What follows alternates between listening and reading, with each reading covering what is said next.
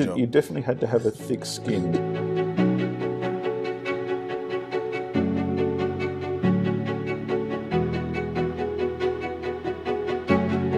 Craig, it is a pleasure to have you here. I've known you for a long time, but just in seeing you, I've never talked with you that much because the person you're with, Gary, talked too much anyway.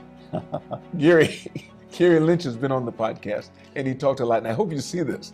Gary talks so much, nobody can get in the word otherwise. Gary is Gary, a big talker. He's a big talker. So, he's a good person. I love Gary. He's a good guy. Yeah. When I saw you with Gary, often I couldn't get a word in. Basically, it was like a handshake and how you doing sort of thing. That's right.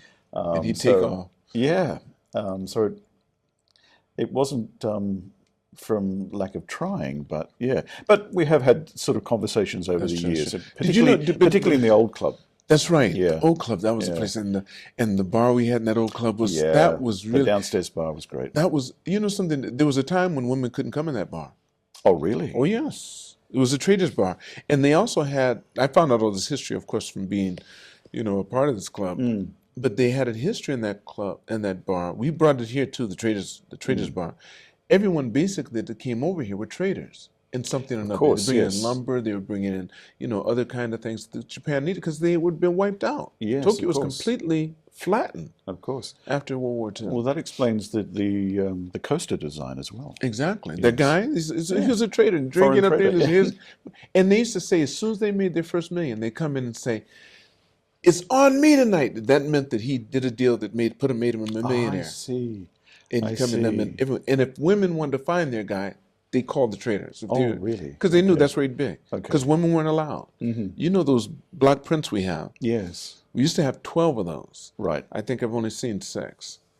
Okay, yeah, I probably have only seen 6 too, but I had. I mean, here now, 12. but there used to be 12. There used to be 12. The name of the series was the 12 months, so there were 12. There were 12 of them. Yeah. And I saw they used to be in the old club. They were there. That's right. In the old bar, all 12 were there. Yeah. Because I remember sitting down and I was drinking. I was drinking then. I was sitting down. I remember looking up there, and I said, "How's it? They putting deformed 3 feet 4." Oh, I said, "Oh, I got it." You couldn't tell. Yeah. You couldn't tell. I couldn't tell at first. And I was thinking, why is she's a contortionist or whatever? Yes. Yeah. No, I have stared at them thinking, Now, did you know Gary from Australia? Or not from Australia, no. I actually met Gary in Japan. I met him through another guy who's been on your podcast named Jeff Walker. Jeff Walker? Yeah, because Jeff was a very early, and still is, but Jeff was a very early mentor to me. I'm thankful to Jeff and Gary, but I'm thankful to Jeff for so many things. Is he from Australia too? Jeff Walker, yes. Jeff Walker, yeah. Well, see, Right. Jeff Walker was the New South Wales Commissioner when I joined. I was sort of like his deputy. deputy. I had him on? Yeah, he's been on the podcast, yeah. What does he do now?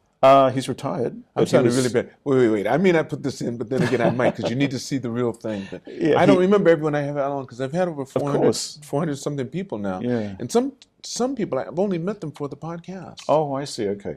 I mean, Jeff, you would have, if you saw him. He's a member here too. Yes, but he lives in Sydney now, so he's like an absent member. But Jeff set me on a path of working for government. He sort of established my modern career, I think. And a lot of the early hints that he gave me about dealing with bureaucrats and dealing with politicians came to be true and held me through some tough times as well. So I'm extremely thankful to Jeff for that. And also a couple of other members here, like Gary and another guy by the name of Kevin Knowles, who you may remember. I remember the name. Yeah, Kevin Knowles, who was the Victorian Commissioner. Okay. Yeah, so they're like 3 older brothers to me, actually. Is that right? Yeah. Yeah. And Gary is getting kind of old. Anyway. Oh, yeah. So tell me, Craig, you came here when? Wait, before you came here, let's talk about when you were younger. You have siblings. I know you have two younger brothers. I have 2 younger brothers, yeah, Right. but my first younger brother came along when I was over 7 years old, so there's a fair gap between us. Right.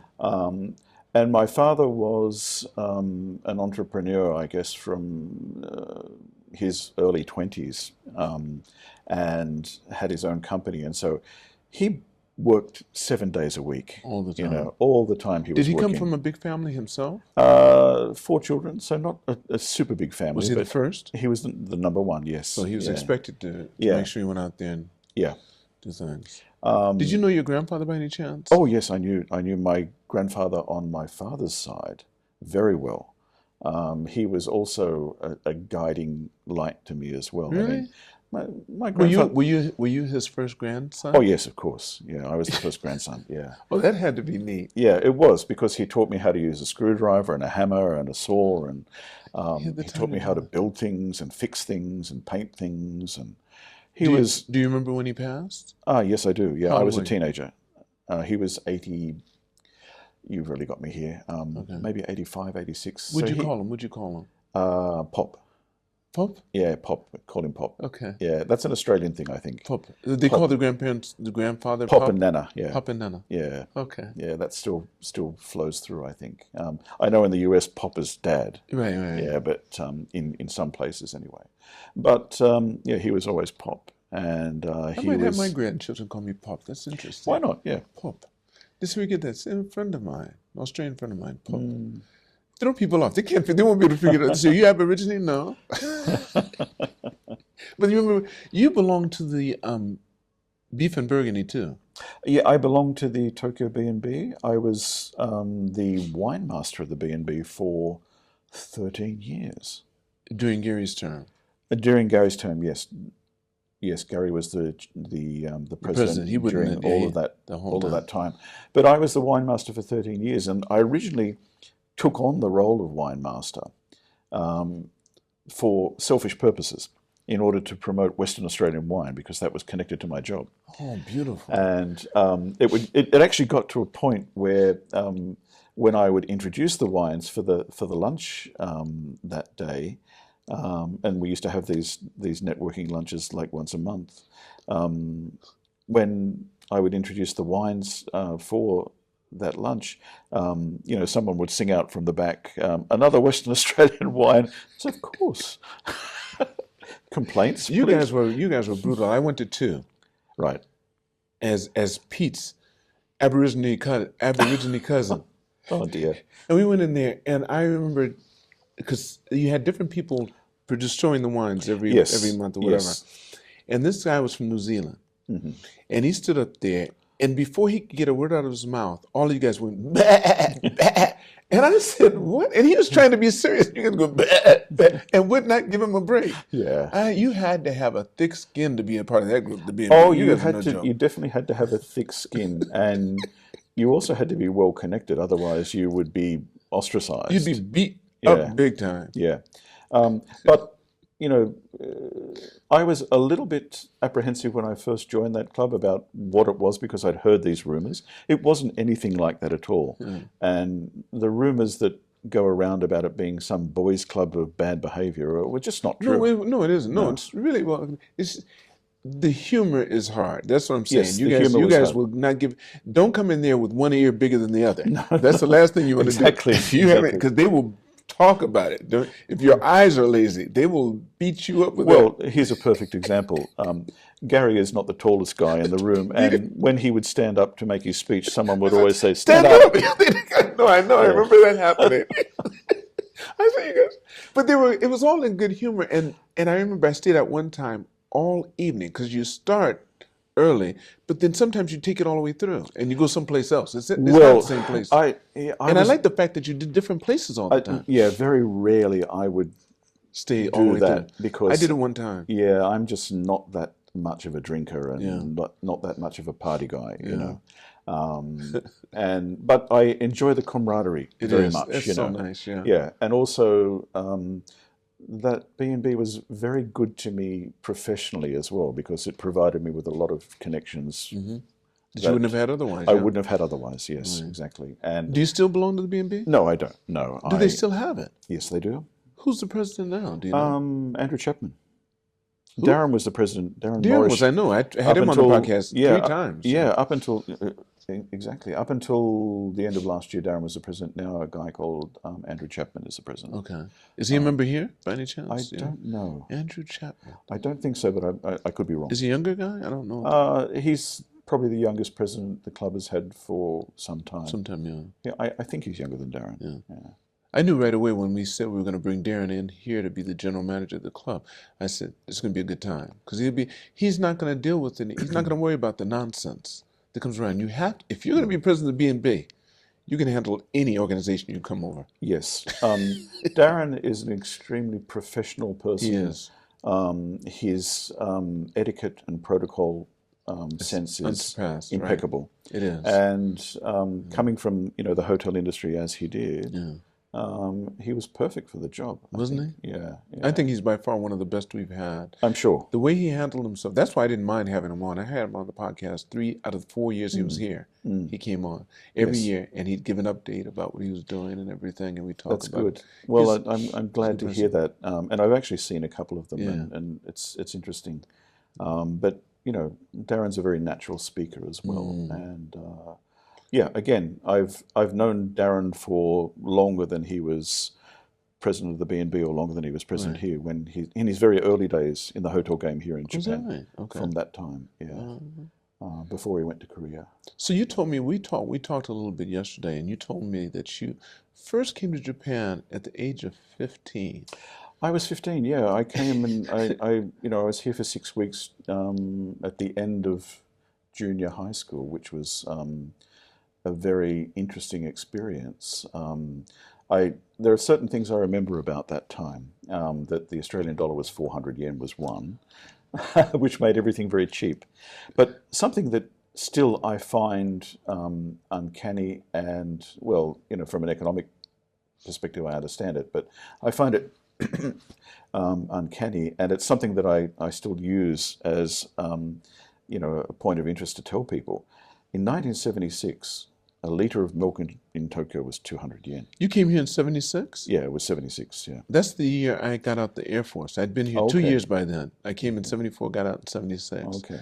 Oh, I remember exactly everything that happened here. But also you had another thing, too. You started martial arts from the age of 7. Yes. So you were into karate. Yes, I started karate when I was 7 years old. I was featured in the Newcastle Morning Herald as the youngest exponent of karate in Newcastle at that time, and the youngest person to receive a belt, a graded belt. Your first black belt? Not a black belt. That was I started. With the graded belt? It was a brown? Hakyu at the time, so 8. No, white. It started with white. Oh, it started with the white yeah, belt. Okay, yeah. white. It's all changed now. Right. But at that time, I received a Q. And I was the youngest person ever to receive that. Did you compete ever? Yes, I competed, but I was more of a kata guy. I was not. You don't want to do physical. You don't want to get into that. Even though Kyokushinkai is a very physical form of karate. Of course it is. Yeah. And I did do that, but I was much more into the. This sounds a little bit new age, but I was into the more spiritual side of it. Okay. And so that to me was embodied in kata. Okay. Yeah. Well, most definitely. Yeah. Most definitely. Go through all that. So then you came here at 15. You said you stayed for what? 6 weeks. 6 weeks. Yeah, and then I went back and, but I went back and I did senior high school, and I desperately wanted to study Japanese. After your experience here? Oh, yes. Prior to that, had you? No, there was no opportunity to. It was not offered in school at that time. Now, in anywhere in Australia, you can do it from I think infant school. But at that time, I had to wait until I got to university. And it was interesting because I picked that up as an elective when I got to university. And I had an extremely good teacher, Professor Ono, from, I think he was from Nagoya.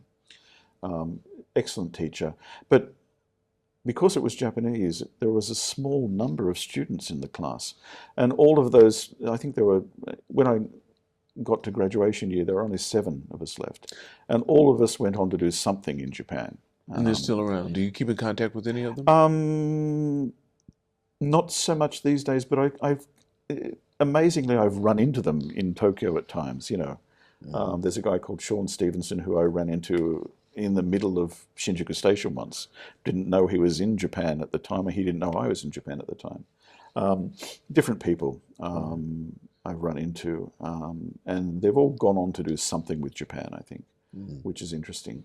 But it was an interesting time to study Japanese because the whole Australia-Japan economic relationship was just starting to gain traction at that time. Yeah. And so it was, people have said to me that I had incredible foresight in selecting to study Japanese, but it wasn't that at all. It was my interest in the country and karate and the music side of things as well. Right. Because when I first came here in 1976, I found out this is the greatest place, and that Tokyo is the greatest city in the world to buy music. Yes. They have the best quality records. And the best pressings. You came in 76, so you were but you were just a teenager then. So you came back when next? What year? I came back after I graduated in 83. 83. So the bubble hadn't popped yet.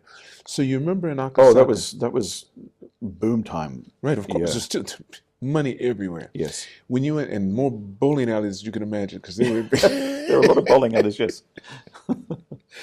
But when you went to Akasaka, right across from Akasaka Station, you had the Akasaka Tokyo Hotel. Yes, that's correct. You could buy albums there. You remember that record shop down there? Yeah. That was one name. Because you knew areas based upon where the records were. When they brought Tower Records, that was a big deal. My map of Tokyo was determined by where the record shops were. And when they came in with Tower Records, which is still here in Shibuya, that was a record buyer's dream come true. Every floor, different genre. Yeah, you were rocking, and they had a full scale of everything, anything you wanted. Everything you could imagine. Loved it. And there was some, the record companies of different artists actually produced Japan-only compilations.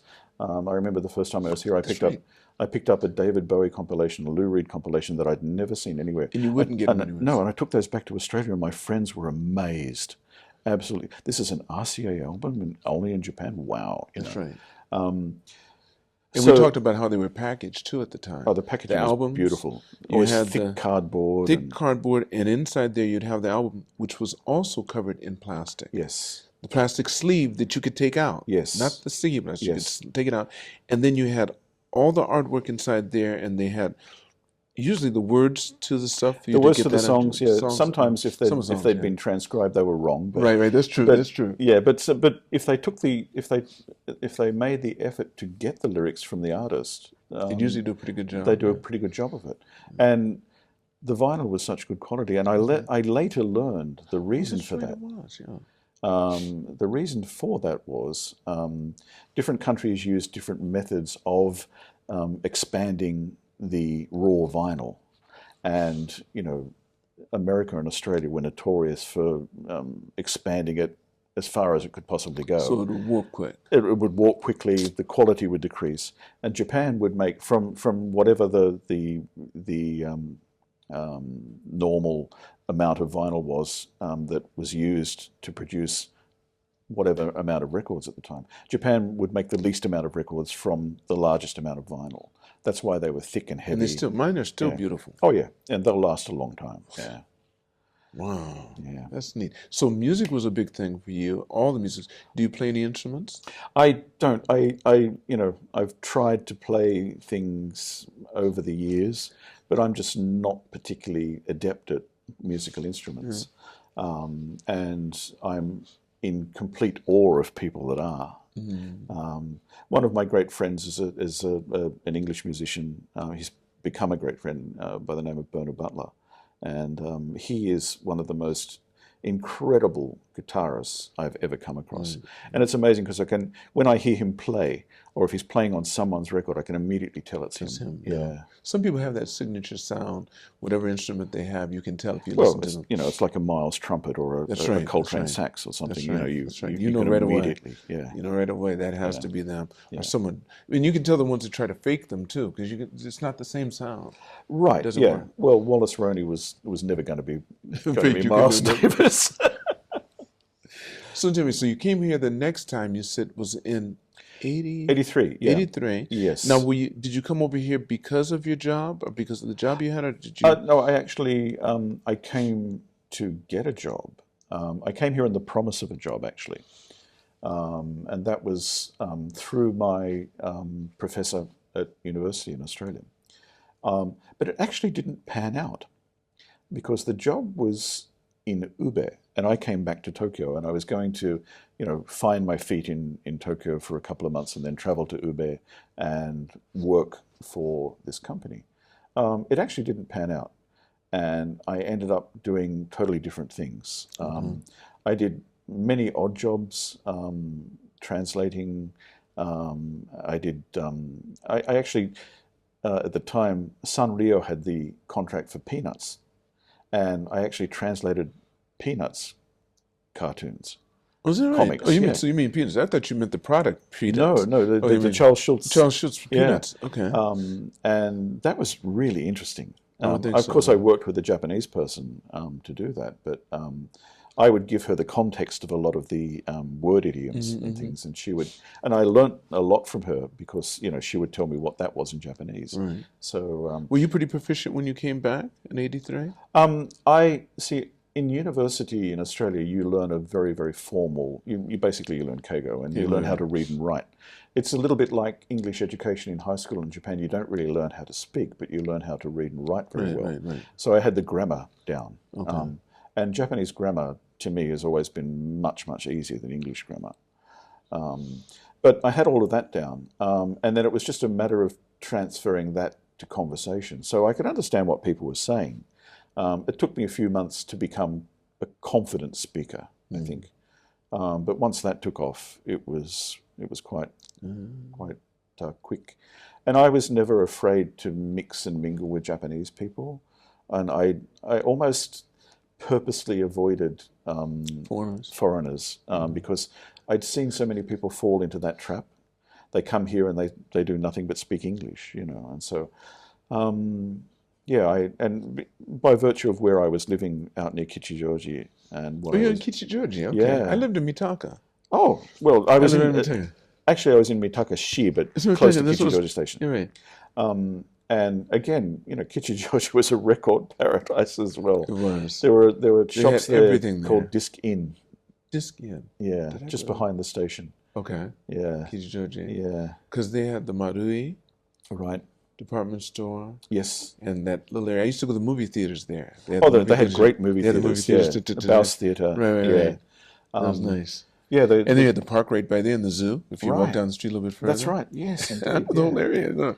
Because when the cherry blossom time, you went to that park. Because they had the water in the center. They had the little lake in the center. Yeah. Just a itty bitty lake, but it was still nice. Yes. The little bridge that went over it. Yeah. Yeah. I remember that record store Disc Inn. The owner of the store told me that I'd used more service cards in that store than any other customer. Didn't they? The ones that stamp? Stamp, yeah. I mean, you get the so stamp, 12 stamps, you get a free record. Right. I had more free records than anyone. Oh man, I tell you, I used to go through mine too. But I ended up doing more in Akasaka because they had Mugen there in the disco. Yeah. Mugen. And I enjoyed that area. That was the hot area. It wasn't Roppongi. When I was in the 70s. I was never a Roppongi guy. Yeah. It wasn't Roppongi was not the area. Matter of fact, that was more, I think, they had hostess clubs more than they didn't have, the discos weren't strong yet. They're starting to do it. Because they had the square building, and I knew the Chinese guy that set that up, him and his son, and then they made the sports center out there by St. Mary's on 246. But every floor was a disco.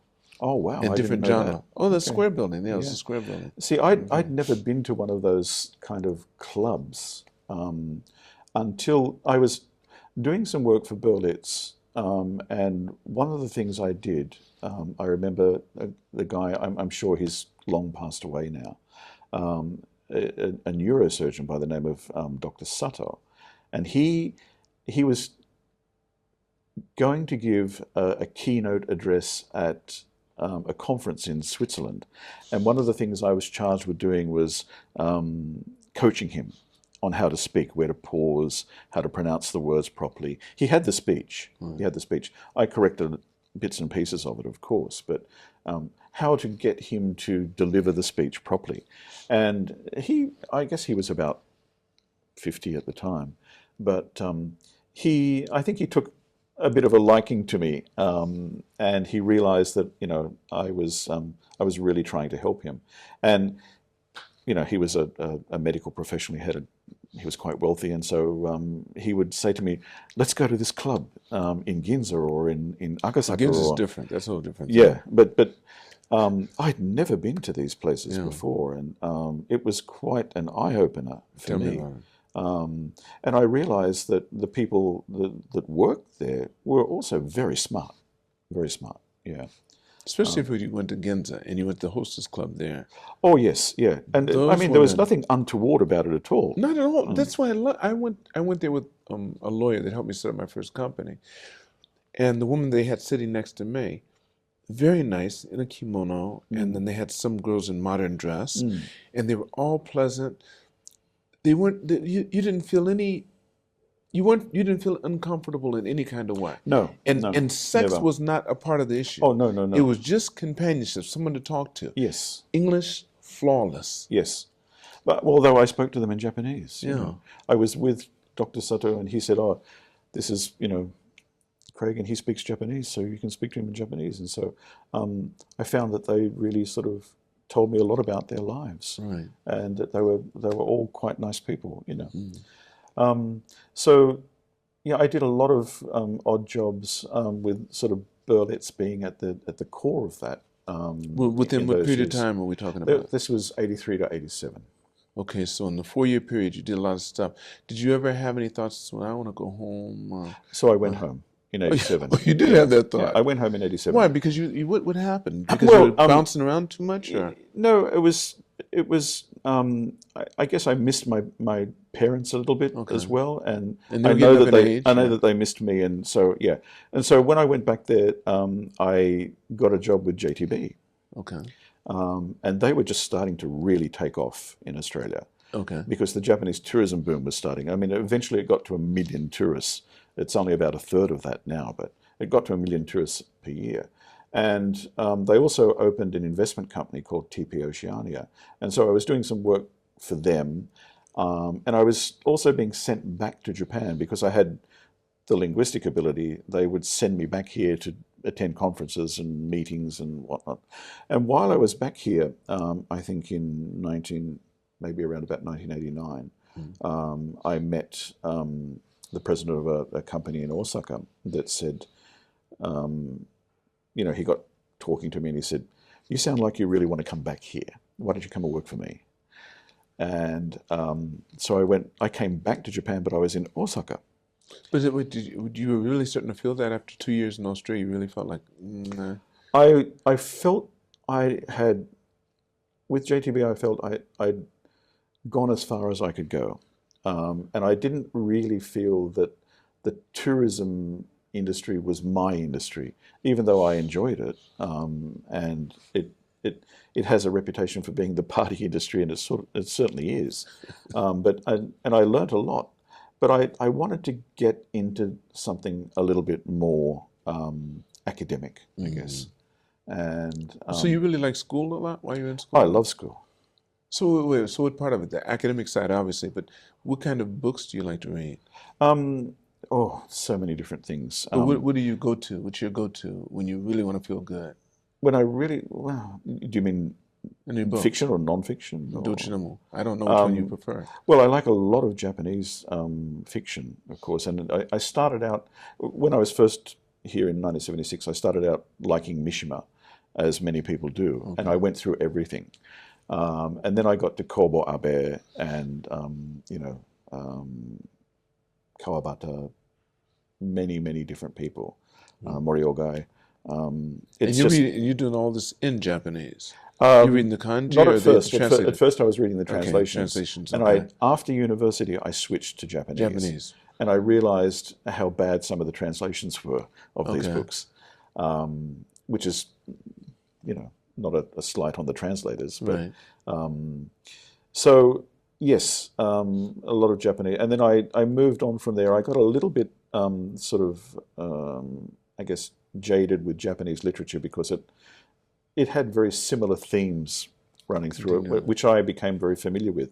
And so I moved on to things like Milan Kundera and stuff like that. But I've always been a voracious reader. And these days, you know, I read mostly non-fiction because I want to know what's going on in the world. And I read a lot of economic journals and medical journals and things that I might be able to use in what I currently do, which is looking for consulting work with companies all the time. So, yeah. So, but you said what you currently do, looking for consulting work.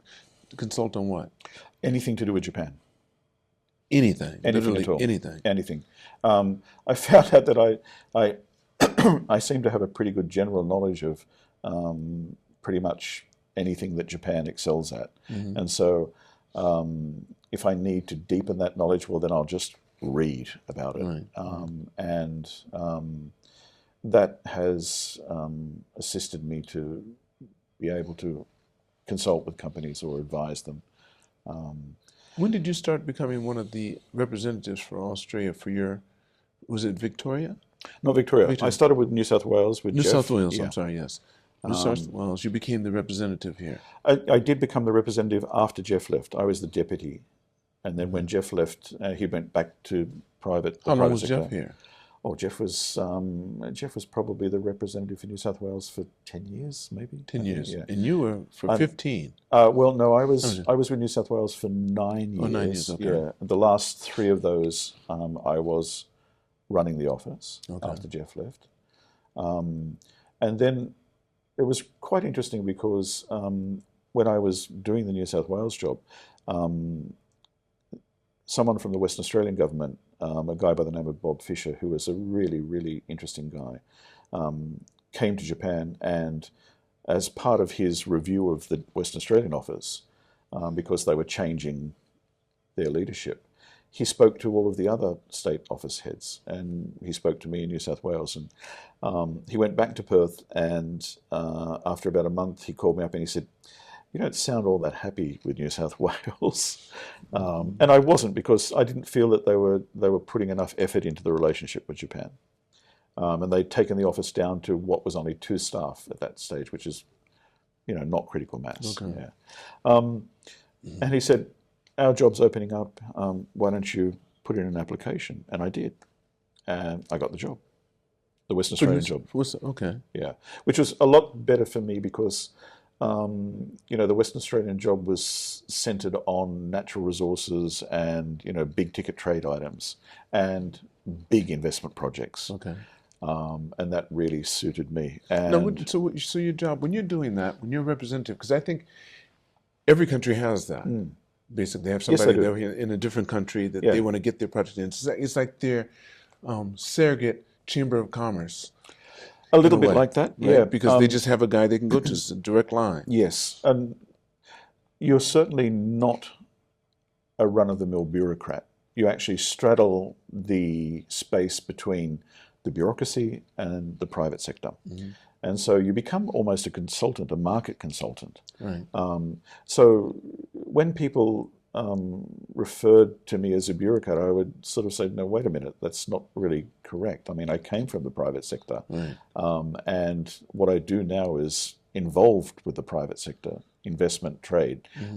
It's not about bureaucracy." Although over the years I became fairly proficient in bureaucratic measures and bureaucratic procedures, because I would assist Japanese companies to apply for different things that they had to do, approvals for projects they had to do. Sometimes I would even write them, you know, ghostwrite them. It was incredibly interesting work. And you worked across such a variety of industry sectors. And that's how I got to know about so many industry sectors in Japan. Everything from, you know, high academia to medical to agriculture, you know, and then natural resources, LNG, iron ore. So I did that for 17 years, and 17 years. Yeah, I was pretty good at it. Yeah. And you know, I attracted a lot of investment into the state. I mean, that's all sort of documented in the minutes of Parliament these days, because I would, you know, I was very thankful that politicians that had been here or led trade missions here or whatever would stand up in Parliament and actually thank me for the effort that I'd put in. What you read to me yesterday was outstanding. I mean, your write-up, when you were being, I think it was through, when you Googled? Not Googled. No, it was just an IA thing. You've asked IA who am I sort of thing. It was actually very accurate because it's based upon facts. And I mean, IA would access, you know, what's called Hansard, which is the minutes of Parliament. And a lot of it came from there, I think. Yeah, it was an incredibly interesting job. It is so varied, never a dull moment. Did you ever think about really getting into politics and becoming a bureaucrat? Well, I didn't think about becoming a bureaucrat in the sense of going back into the department in Western Australia. A couple of people over the years had suggested to me that I might like to go back to Western Australia and maybe run for a seat. And that was from both sides, from the Labor side and from the Liberal side. But I was always incredibly apolitical. I've always maintained that I don't have a party affiliation, I have a person affiliation. So I respect people that are competent and that can do things and that, you know, are as good as the promises they make when they run for election. So I had immense respect for premiers like Jeff Gallop, Alan Carpenter, but I also had incredible respect for the last Liberal Premier I worked for, which was Colin Barnett. He was one of those rare people that was across his portfolio so well. He made my job easy. Yeah, I don't think I ever wrote a speech for Colin. I would give him an A4 sheet of points, and I would give that to him in the car on the way to wherever he was speaking or whatever meeting, and he would look at it. He might ask a question about one or two. He might add one of his own, but that was as far as it went, you know. And he would get up and deliver perfect speeches. No, but this is when you were still representative. Yes. And you're doing this for him for what reason? So that he could, I got it, promote whatever it is that you're trying to do, and you want to make sure that he came across properly when he was giving speeches here. Yes. To whoever he was to talking investors. Because you understood how they thought and how they saw the things. Yes. Right. Yeah. That's so Which one of the deals that you really did that you really still, that stands out? I'm sure you have several of them, but... Oh, there are many, but I think probably the most meaning is attached to an agreement that I devised between JBIC, which is the Japan Bank of International Cooperation, the old Exim Bank. So it's a government bank, and the Western Australian Department of State Development, as it's called at the time. So that actually allowed a lot of Japanese potential investors to access funds from JBIC to invest in Australia. And that fed back into Japan's energy and resources security policy. So I'm really proud of the fact that I actually came up with that idea and saw it through. And it's still bearing fruit. Yeah. That's good. Yeah. There are a lot of other private deals that were done for other companies, but and the other thing is, as a state office, we worked on protocols to get certain products into Japan, which is notorious for being very strict. The protocols that I worked on, and it's unusual for a state office to do this, it's normally the work of the embassy. But the embassy is sometimes too busy or they have too many things on their list. And so I actually was responsible, with the staff, of course, it was never a solo effort, to get Western Australian pink grapefruit and Western Australian avocados into Japan. You know, things like that. What about, was it Hopla? Is it Hope? There's a wine from Austria that has a kangaroo on the label. It's very colorful. That's been recent, but that was probably after your time. Yeah, that's not. That's after your time. That wasn't a Western Australian winery. Western Australia. It wasn't Western Australia. Yeah, Western Australia is really. See, the thing about premium Australia, and every now and then I fall into this mindset. I forget. Austria, for the majority of my younger life, was portrayed as an island. This is a continent. Yes, it is a People don't continent. realize, I know, but it was always given to us as an island. Yes. And then you have a smaller island next to it, New Zealand. No, New Zealand is an island, but Australia is a continent. What a lot of people don't realize, I guess, is that Australia is a federation of states, and it didn't actually become that federation until 1901. So, But when was it occupied? So when, you started in 1901, but when did it British start? people arrived in Australia in 1788. 1788, okay. It had been discovered in 1770 by Captain Cook, but then 1770, okay. the first fleet arrived. Captain Cook was given the knowledge for that? Yeah. Discovered, he was discovered by the Western world, I guess, yeah. Yeah, and 1788, which, native Australians would now call Invasion Day. Of course it was, yeah. But that's when they arrived, and the country wasn't federated until well over a century later. Wow. And that's why Australian states are like small countries themselves. They have upper and lower houses of parliament, except Queensland, and they have ministers and premiers.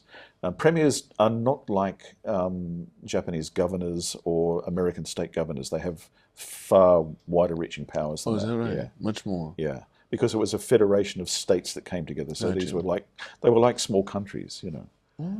But I guess America did the same thing with all of its countries. In a way, same way, because you had France that had most of Louisiana, and and then they decided to. England's basically the reason for all of it. I mean, they went outside, they went everywhere. Yes. And the Spaniards, I guess. Yes. So many different people. So so you came over here. You started working in that area as a representative. Well, I was in Osaka. I was in the private sector, and I was doing work for chemical companies and power generation companies. And KEPCO was one of the companies I did a lot of work for at the time. Sumitomo Chemical, and electronic companies like Sharp. So I had a fairly wide or broad experience of industry, and then so that I guess that appealed to Jeff when he employed me into the New South Wales government office, and I was assisting New South Wales businesses, particularly SMEs on the New South Wales side of things, to do business with Japan, and did that fairly successfully for a number of years. But as I described before, when the Western Australian opportunity came up, I went with that. And it was a lot more exciting. Do you still keep in contact with Jeff? Oh yes, yeah, Okay. of course, yeah. I'm in contact. But he's with not Jeff. here. He went back to. He went back to live in Sydney. Yeah, Okay. I mean he's originally from Perth, but he went back to live in Sydney, and I see him whenever he's back here. That's neat. Yeah. That's neat. Yeah, Jeff's been very generous, as many of my friends have. Yeah. So what do we find you doing these days? What are you doing now? Whatever I can. Whatever you can, which is a Yeah. lot of stuff, I imagine. Well, not a lot of stuff, because my departure from the Western Australian government was not particularly what I would call ideal. Yeah, you told me about that the other day. I think it's unfortunate. And the thing is, I think part of it is because they kept on trying to make you, not a politician, but bureaucrat. They kept on trying to do that. Well, And wasn't that part of the reason? Because they tried to put you on one side or the other side. You wouldn't do either, but you were an easy target. I guess it became very easy it target. became politicized in a way. When I first went to the Western Australian government, the office was sat under what we call the Department of Premier and Cabinet, and there was London office and also Dubai office were under the Department of Premier and Cabinet, and those offices had a lot of autonomy and freedom to be able to basically get things done without the red tape.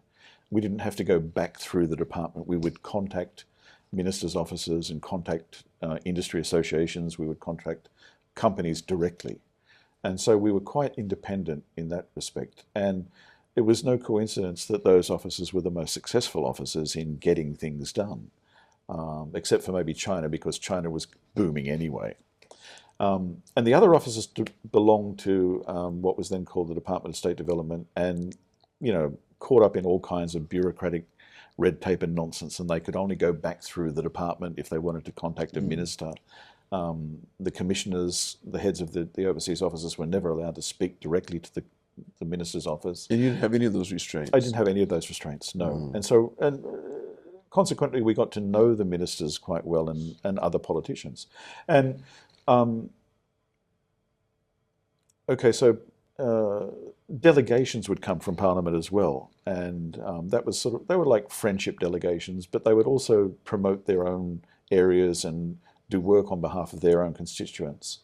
And I formed a lot of bonds with those people to assist companies in their electorates. So these were mostly SMEs, but you know, it was great having that kind of support, which sometimes the overseas offices controlled by the other department weren't able to access. Okay, so come 2017, there was an election. The Liberal Party, the Liberal National Party, lost, and Labor came to power again. Although it was a different kind of Labor from the Labor government I'd worked for before. And I think, for whatever reasons, I was somehow seen as being some kind of political animal connected to the Liberal Party. I was friendly with a lot of people within the Liberal Party, certainly, but there was a reason for that. And it was a selfish reason, because they would give us access to companies within their constituencies and help us to promote those companies in Japan. Anyway, that seemed to be quite misunderstood, and the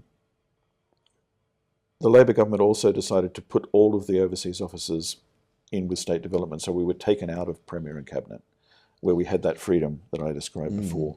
And so now you have to go through the hierarchy. Yeah, we were put into a system which was very foreign to us. How long were you in that system? Were you still? I lasted in that system for about a year.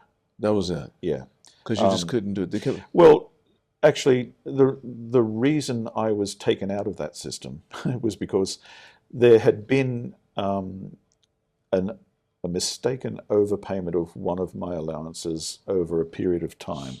And I think that was used to target me and to basically get rid of me. I had made probably a couple of, for want of a better word, enemies within that Department of State Development, because I was often critical of the way they operated, the bureaucratic way that they operated, which would hamstring the development of projects. And I know on more than one occasion the Premier was unhappy with the way they performed due to what I had told him, and had, you know, criticised them as well. So I had a little bit of a target on my back, I think, and that overpayment issue made that target glow bright. You know, under any other normal circumstances, someone would, whether it was a politician who had, you know, been overpaid or had, you know, claimed something that they were not entitled to, they would be allowed to pay it back. But in your case, they wouldn't do that at all. They wouldn't accept that, because then that would make invalid what they were trying to do. Yes, I think there was a conclusion that they wanted to reach, and they forcefully did so. Yeah, that's not nice. So where are you today? So here I sit, still in Japan. A lot of people. And how long ago was this? This was 5 or 6 years ago. 5 or 6 years ago. So I've been hand to mouth since then, I guess. Have you had any desire to go back to Australia to start to work there? No, because my parents have both passed away, right. And you know, and I feel that I have greater value here, and now my value is more international than it ever was, because I'm not tied to Australia anymore. So. You know, but you still have. Wait, did you become a Japanese citizen? No, I don't. I'm not a Japanese citizen. So you are tied to Australia. Yeah. I mean, you still have the passport. Oh, of course, yeah. Right.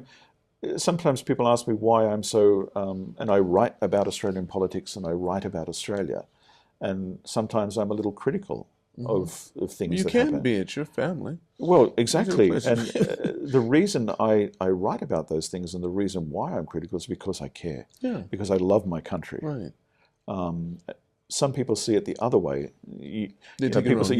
People have said to me, "You must hate Australia the way you write about it."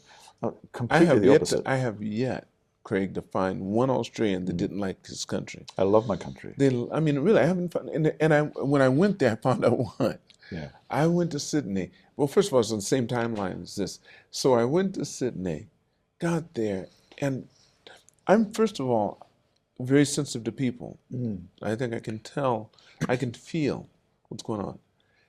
Didn't feel one bit of separation. I mean, I felt like I was embraced. I really enjoyed it. But the thing that was puzzling to me, I was there for about a week, and I was trying to absorb everything and not ask too many questions. But I kept on passing by places that had BYO, bio, and sometimes BYOB. And I go, so one day, I was maybe about the fourth day, I couldn't take it. So the people that were responsible that brought me there, they were trying to buy one of my companies. I said, what is bio or biob? And they said, oh, bring your own or bring your own booze. Yeah. I said, what? And he showed me. He had a big case of wine there. We went to a Chinese restaurant. Yeah. He went in and said, can I? They said, sure. And they charged him $1, $2, Yeah, whatever. yeah, to bring just it. a You're good. simple Cork fee. corkage, yeah. I said, this is beautiful. And they said they have to, because that's why the food's so good when you go out. Because they don't make it on booze.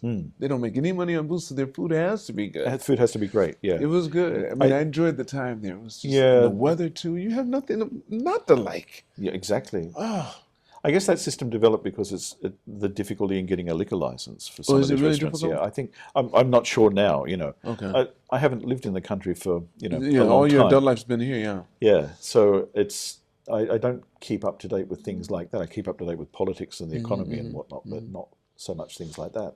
But yeah, that whole culture, that whole BYOB or BYOG, sometimes grog, bring your own grog. I never saw any see that one, BYOG. BYOG. The grog is an Australian term for alcohol? Alcohol, yeah. Oh, grog. Is that English? Probably Grog? originally. Okay, yeah, I Yeah. understand. A lot of those Australian words are originally Cockney. Okay. Yeah. When people say... But why? Because the people, most of the people that came from England, well, I know the original thing, I know that. They weren't necessarily... There were a lot of Cockneys on those boats. I think. Okay. Yeah, that's one of the reasons. Well, they probably had a reason. But, in Japan, people, ever since I've started living here, people have had this idea that Australians pronounce certain words in a certain way. And they would write down a word, Today. Can you pronounce this word? And I would say today. And they would look at me and, that's not how you're supposed to say it. You're Australian. You're supposed to say to die. To die. But I don't pronounce it that way. And I think, I actually don't think a lot of Australians pronounce it that way. But Well, they saw Crocodile Dundee, and Yeah. that just put Australia on the map. yeah. No one really understood, knew anything, didn't think about it when he came out. Crocodile Dundee was interesting. I first saw was good. Crocodile Dundee in a theatre in Shinjuku in the Same late here, 80s. same here. And one of the very interesting things about that was I noticed that the parts of the film where I was laughing were different from the parts of the film where the Japanese audience were laughing. Okay. So, Right. they were getting the slapstick, but Right, I right. was getting the subtle Australian The Southern humour. Australian. Like when Yeah. the guy pulled his knife, he said, "That's what you call a knife?"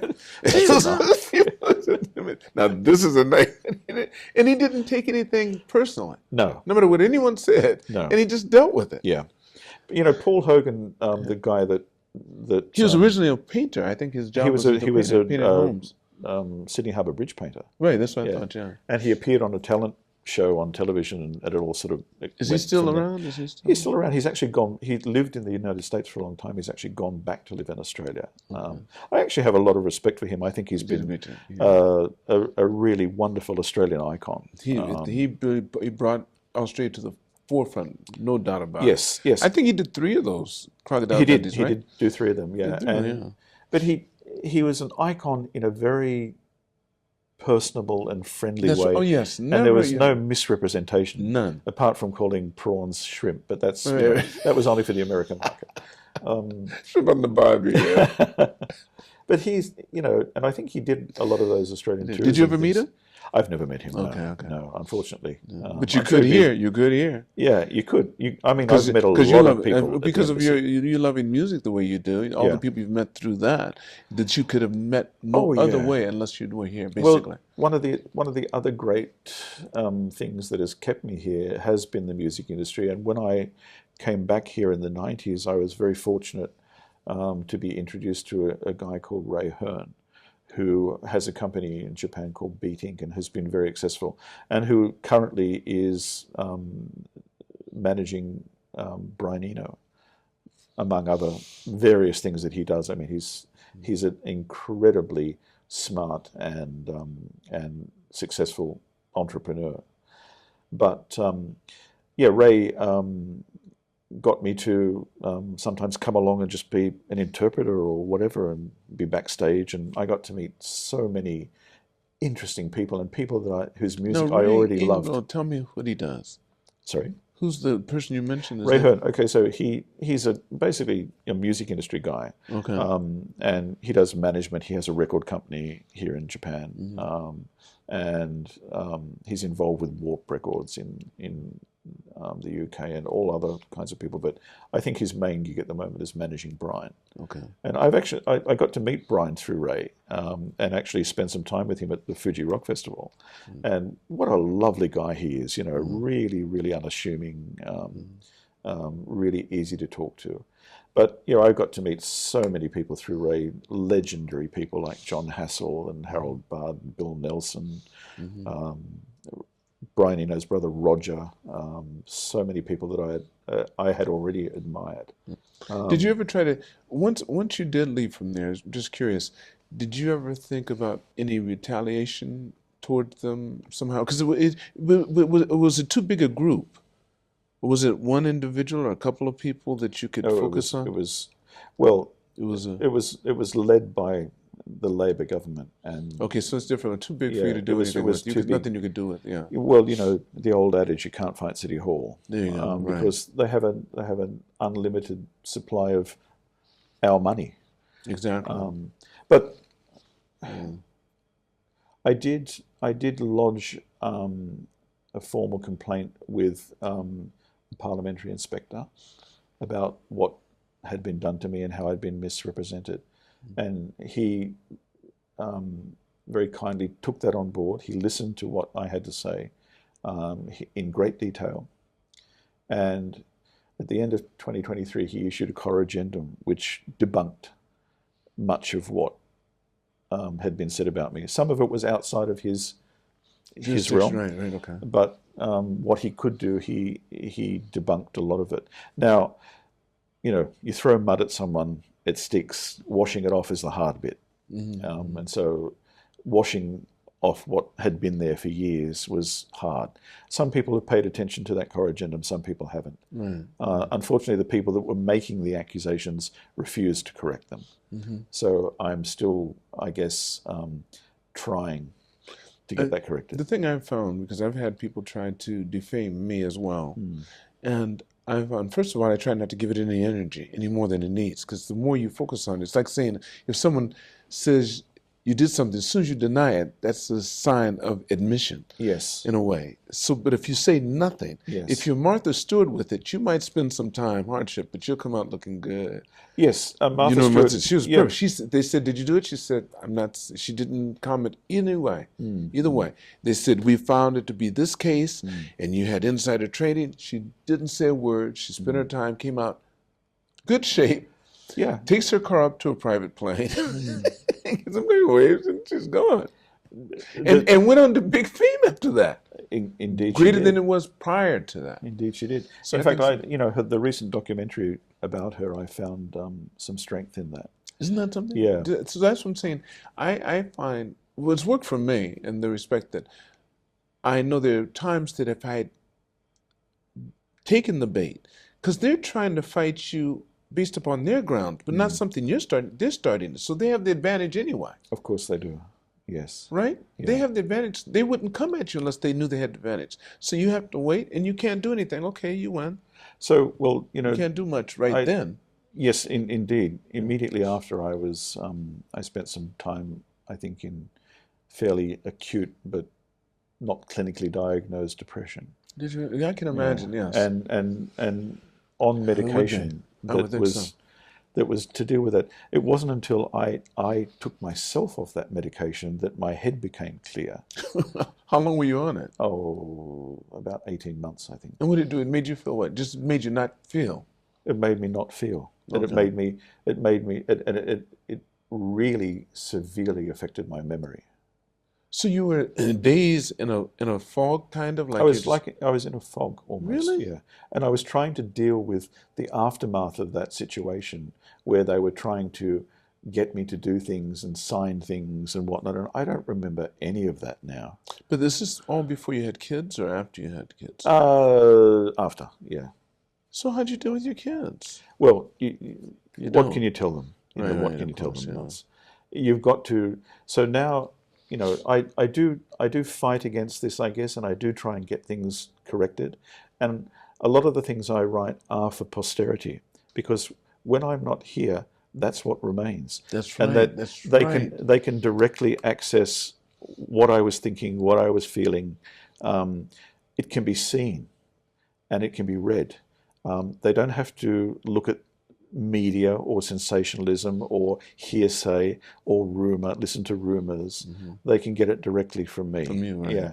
And that's why I've written about many of these things. But Mm-hmm. also, I've done that in order to correct the record in many cases, because nothing, I guess, annoys me more than hypocrisy. And a lot of the people that were accusers were also massive hypocrites. That's usually the case to take the attention off of them. Of course, yes. This is the person that comes at you right away, you can pretty much tell. And I've found that to be true many times. If someone starts accusing you or coming after you, it's because they have something they're trying to hide. They don't want the attention to be on them. The louder they are, the more they have something they're trying to hide. Why are you bringing this up? Yes, indeed.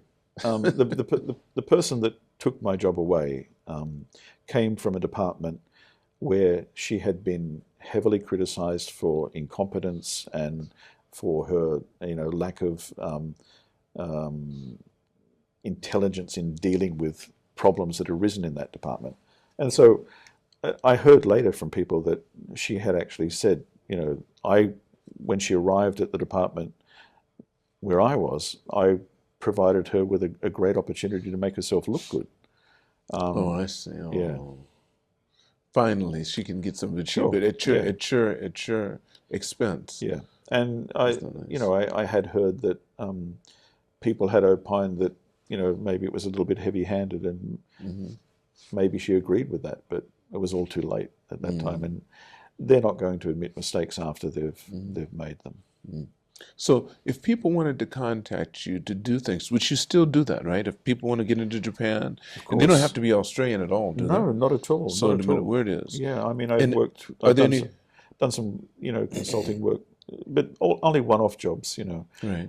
just to survive with Israeli companies, with European companies, with American companies, and of course Australian companies, because a lot of the companies that I was dealing with when I was the Western Australian Commissioner sought me out after that and said, okay, now, you're not bound by, your government limitations. You can actually help us and we can pay you for it. The thing that really threw a spanner into that was COVID hit not so long after That's that. right. Yeah. That messed up a lot of people. Yeah. The other thing that I discovered too, Lance, when this catastrophe, and I'll call it a catastrophe, happened to me, is that, the old adage of you soon find out who your friends are. How far before COVID was that? That was a couple of years before COVID. A couple of years before that. About 18 months. You maybe. do. Listen, anytime you go down and you find out who's there and who isn't.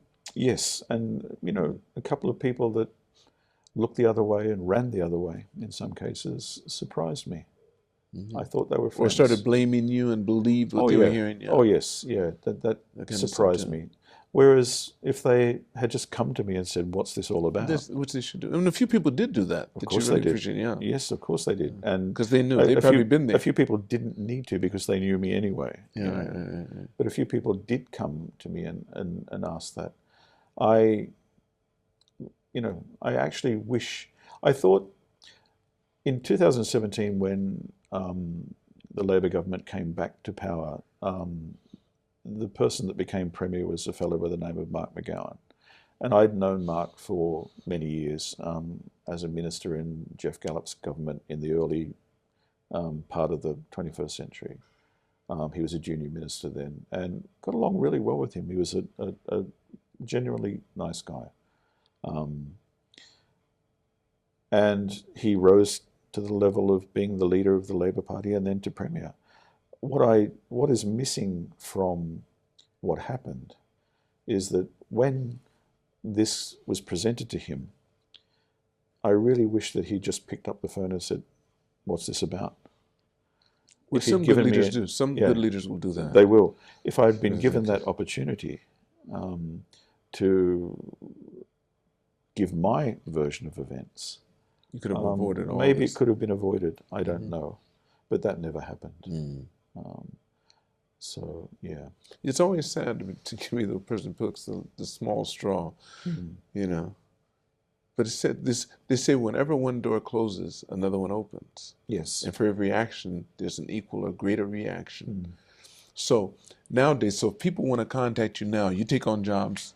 You are your own boss. You are your own boss now. Oh, definitely. Okay. Have you formed a company around? No, it, I or haven't you just formed a take company. so I per just- project? Yeah, just per project. I thought about forming a company, but then I thought, no, I don't really need to do that, and it's not a road I need to go down. I don't think I much prefer working on individual projects. Are you interested in working with a company? If a company came to you and said, "Look, well, there's still individual projects, so I'm sure, they'd say, we want to get this product in here," and you say, "Sure, I'll take it on." Yeah, of course, make it real easy. I've given advice sometimes, without charging to people that To start off. just to get started off. Yeah, get started. But it doesn't always work out, or they change their mind, or they think that too much investment is needed to get there. But I would really love to be working for a company again full time. That would be great. Okay, well, that's good to know. So people, when this goes out, you never know what's going to happen. Listen, Craig, before I end the podcast, there's always a question I like to ask everyone. Sure. If you could go back in time, knowing what you know now, and speak to the younger Craig and give him advice, how old would that Craig be, and what advice would you give him?